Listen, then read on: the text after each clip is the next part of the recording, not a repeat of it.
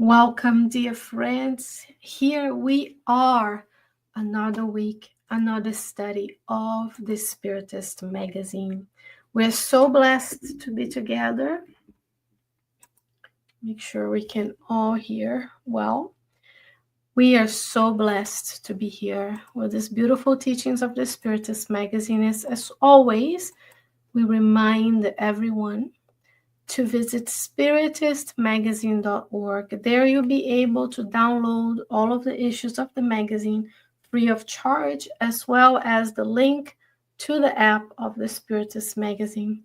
Today's issue is issue 63. And once you select the issue you want, you're going to hit free, and it will download to your app.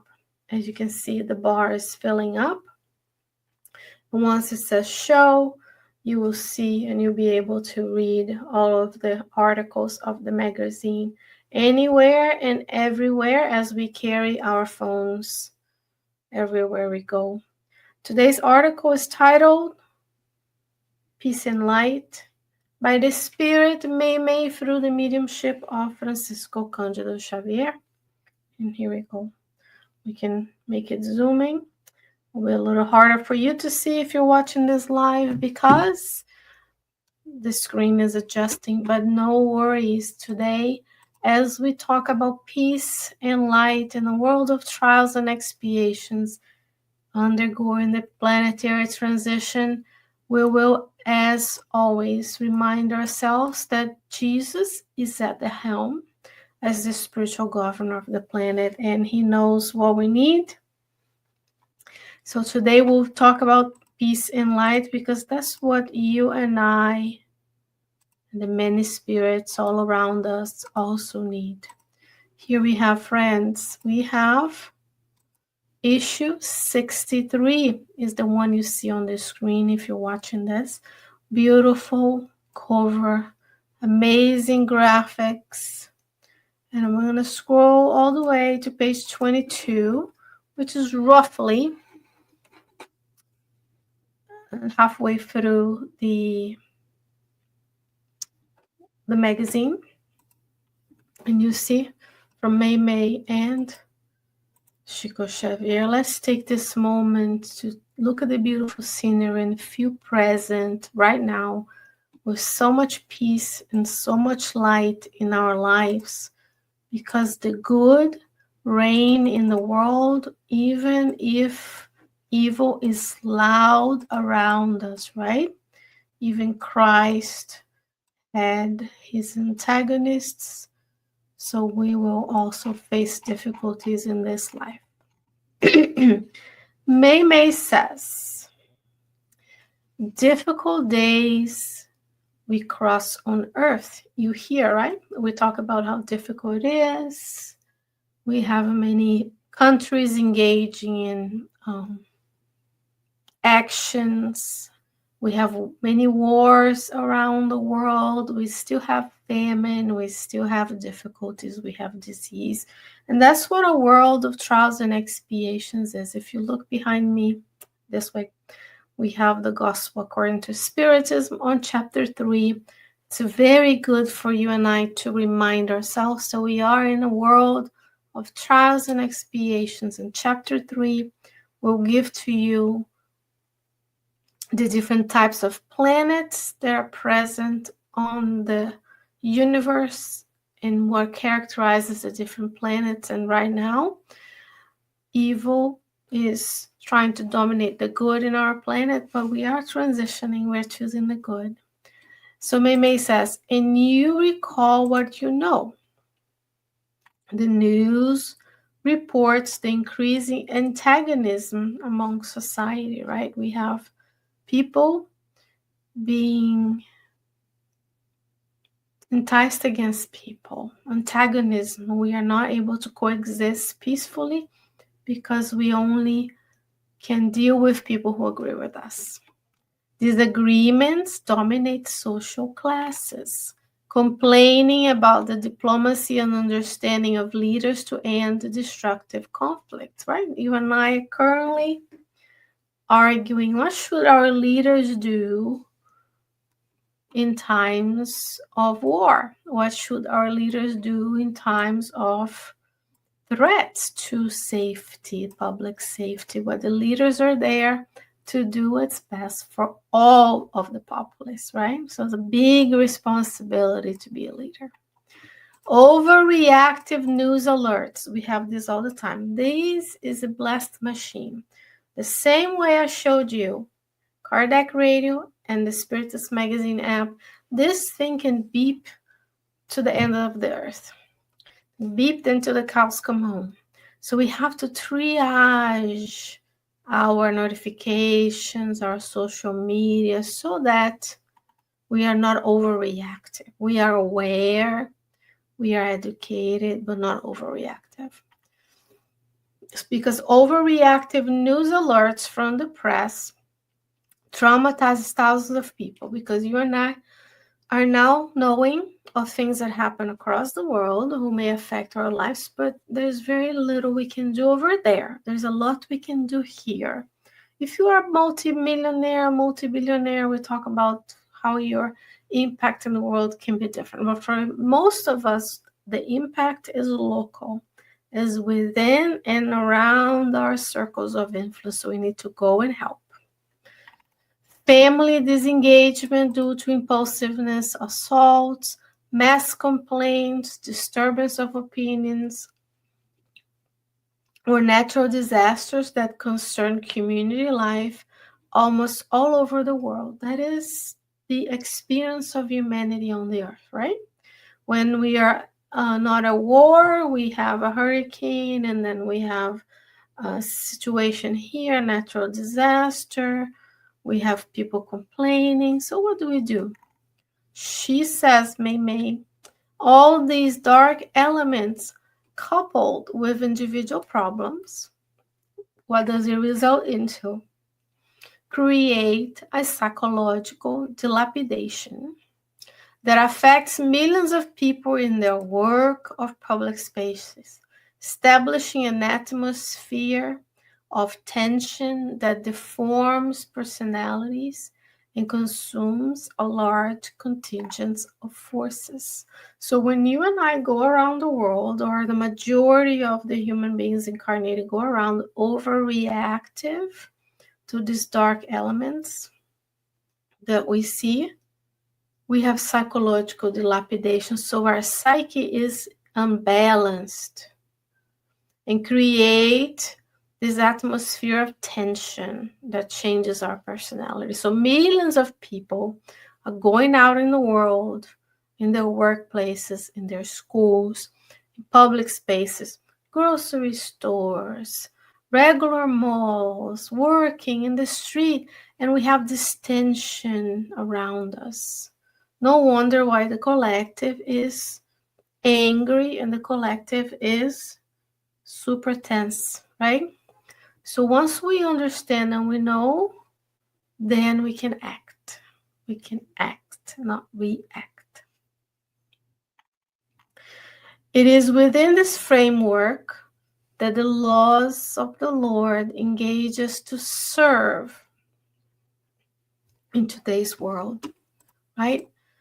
Jesus did not say, oh, there's so much work to do. People are denigrating the temple. There's just so many people who are hungry and ill, and I'm not going to do my work. No, he saw the problems and he went and helped. So in this framework of a world of trials and expiations is where we are engaged to serve. So how have you served today? Even if it's just a smile, saying people's names, having an atmosphere of peace, having good thoughts, observing the good in others, it's service. Many people, she continues, many people are unconsciously warned to rebel against nonsense, ready to act out anger or bitterness into strange forms of aggression. So many of us are so reactive, and we're going around this tense atmosphere that we're just acting out of anger. We don't like anything, we disagree, and we are rude, and we even add fuel to the fire. She says, you and I know of Spiritism. That's the implicit message, right? If you're here listening to Kardec Radio, means you know of Spiritism. She says, Meimei, anchor yourself in patience and walk. So she's saying ground yourself. But it's not ground yourself and stay stagnant. It's walking. No matter what it is, do your best, bless, and carry on. So we observe, but we don't get into the atmosphere of tense. We know there's a war, right? There's attacks from country to country. There are silent sufferings in wealthy neighborhoods. There's people who are unhoused. There are others who are hungry. There are others who are orphans, those who are lonely. We have all of that. And yet we are able to anchor and in patience and walk. Not anchor in anger, anchor in disillusionment, and walk. One of the best things for us to avoid being despondent, to avoid becoming depressed, is service. When we are psychologically, emotionally unbalanced, the worst thing we can do is stay inside by ourselves, ruminating on a problem. The best thing you and I can do is serve. There's always someone around you who could use help. We can always be helpful, and we can always receive help. She says, no matter what it is it hurricane? Is it a natural disaster? Is it a war? Is it famine? Is it homelessness? She says, no, patience and walk. Because sometimes God put us in certain places with knowledge of Spiritism so we can be that calming anchor. Things are going to work out. Silence yourself and assist. We're not like posting on X, posting on YouTube, doing reels and reactions with anger. She says, silence. Take it in and it dies within us. That also means we don't contribute to fake news. We don't contribute to gossip.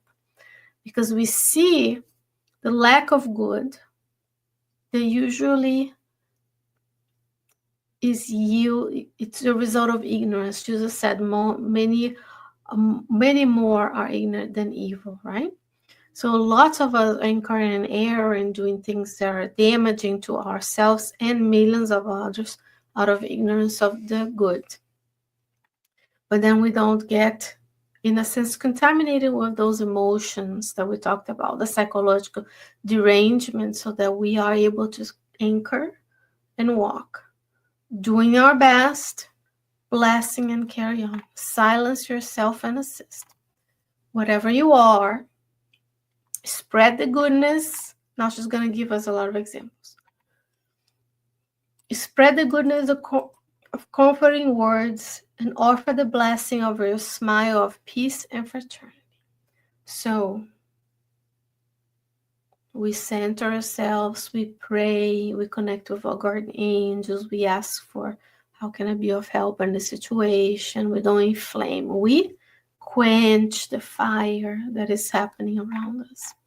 All negative occurrences are byproducts of the darkness of spirits. So we're still expunging the darkness, meaning the errors of our past. Nobody wants to see themselves as expunging problems or having hurt others, but we have.